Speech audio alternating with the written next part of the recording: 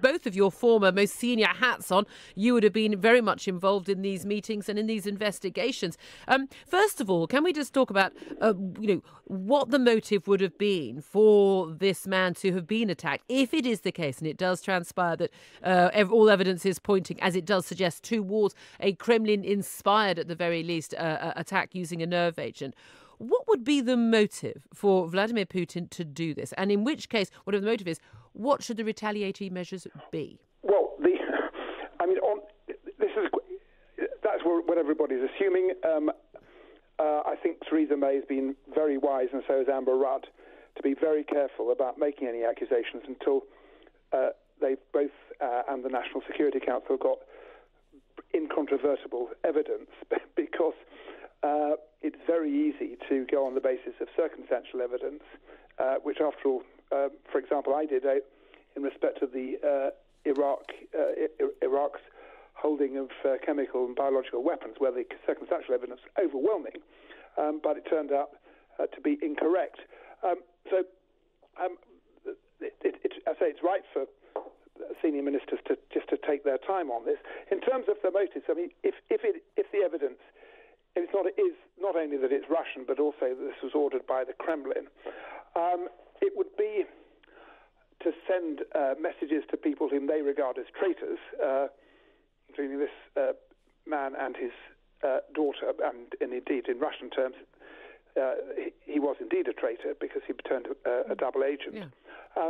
The second thing, I think, it's an issue of timing, because Putin's got an election coming up. I mean, it's an election which is a one-horse race, so it would suggest a high level of neurosis by Putin and his party if he was worried about the outcome and needed something like this. But what it plays into, if the evidence does point this way, is this very powerful sense of nationalism, which is now around in Russia, which is reinforced by the Russian Orthodox Church, and its sense that it's fighting the outsider, which has been a theme of Russian history for at least the last 3 centuries.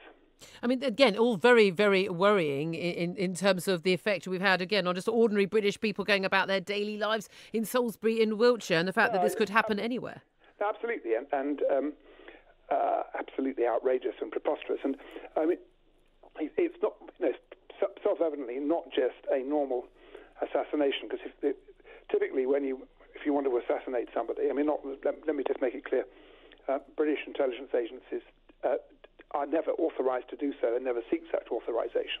But were that to happen, the assassins would want to ensure that their fingerprints were not on the method of murder. And that's the key thing, is the fact that almost, by using this method, that was a way that would actually deliberately lead the finger to be pointed. Indeed, and completely brazen.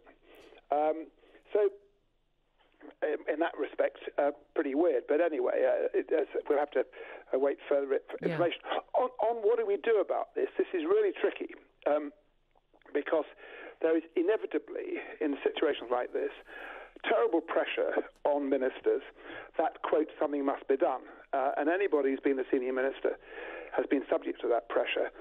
Absolutely relentless demands. You've got to do something. You've got to stand up. I mean, I didn't have it on an issue like this, but I can think of plenty of others, including on Zimbabwe.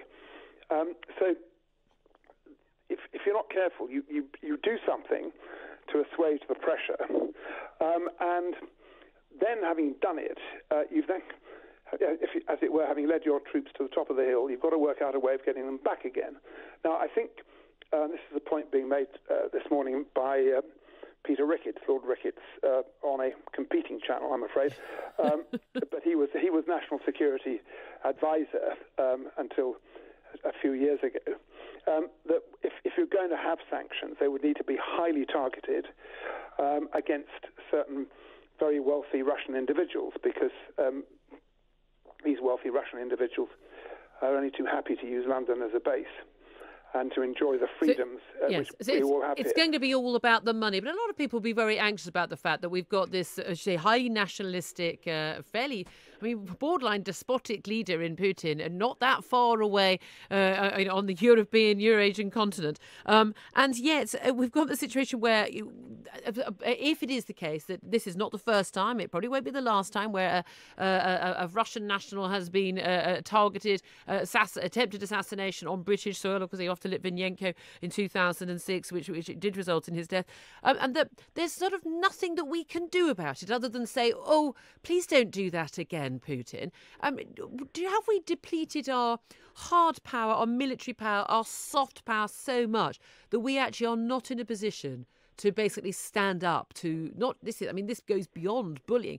This is an act of war, all to all intents and purposes. I wouldn't use that term. He put British people's lives at risk if he did this. I understand what you're saying, Julia, but I mean, I'm not going to use that phrase. And also, let's be clear at the moment that we do not know, or we don't. I mean, no, you and I personally don't know very little about this, but we don't know whether this was, or there's any evidence to suggest it was ordered by Putin. It came from the Kremlin. I mean, even were it to be shown, which I suspect it will be, that it was Russian-based. I mean, who exactly ordered this in this very complex web of business, oligarchical, and political systems that in practice runs Russia? So we have, and it could have been a piece of private enterprise by somebody very senior.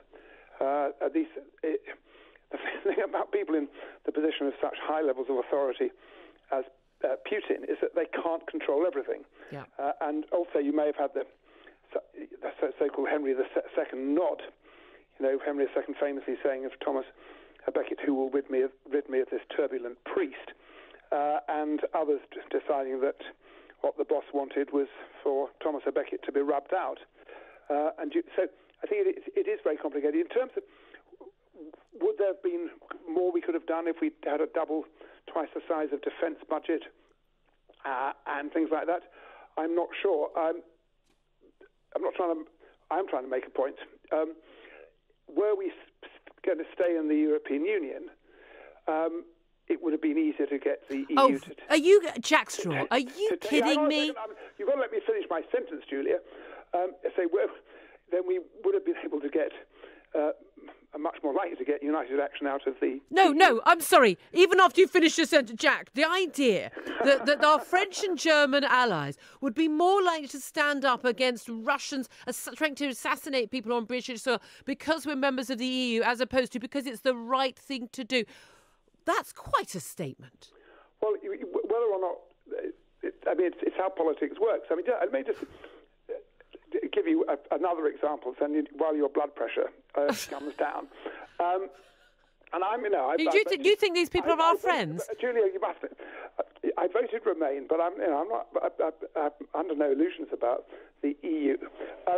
But when we'd had these problems in Zimbabwe, and we decided to put sanctions on, we were able to get the EU behind us, notwithstanding the fact that the rest of the EU, frankly, didn't care tuppence about what was going on in Zimbabwe, and most of them didn't even know where it was, as it were, figuratively. So, yes, in principle, you're right that European allies should take action because it's the correct thing to do, but in the real world, if you're in an alliance, it makes life much easier. Absolutely extraordinary. Jack Straw, genuinely, I'm flabbergasted.